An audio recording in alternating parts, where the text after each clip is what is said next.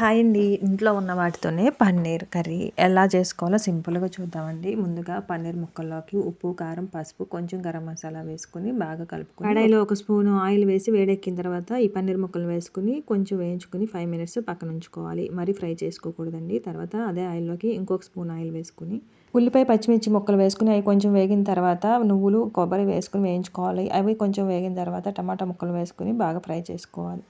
ఇవన్నీ చల్లారిన తర్వాత మిక్సీ జార్‌లోకి తీసుకొని ఇంకొంచెం మేగడ కూడా వేసుకొని మిక్సీ పట్టుకొని పక్కన ఉంచుకోవాలి. తర్వాత కడాయిలో 2 స్పూన్లు ఆయిల్ వేసుకొని ఇది కాగిన తర్వాత బిర్యానీ ఆకు, కొంచెం దాల్చిన చెక్క, తర్వాత ముందుగానే మిక్సీ పట్టుకున్న మిశ్రమాన్ని వేసుకోవాలి. దీనిలోకి కొంచెం అల్లం వెల్లుల్లి పేస్ట్ కూడా వేసుకొని దీనికి సరిపడా ఉప్పు, కారం, కొంచెం గరం మసాలా వేసుకొని ఫ్రై చేసుకోవాలి. ఫ్రై అయ్యి కొంచెం ఆయిల్ పైకి తేలిన తర్వాత సరిపడా వాటర్ వేసుకోవాలి. తర్వాత ముందుగానే మనం ఫ్రై చేసి పక్కన ఉంచుకున్న పన్నీర్ ముక్కలను యాడ్ చేసుకోవాలి. కొంచెం కొత్తిమీర, కసూరి మేతిని కూడా వేసుకుని లో ఫ్లేమ్‌లో 5 మినిట్స్ ఉడికించుకుంటే కనుక పన్నీర్ కర్రీ సింపుల్‌గా రెడీ అవుతుంది.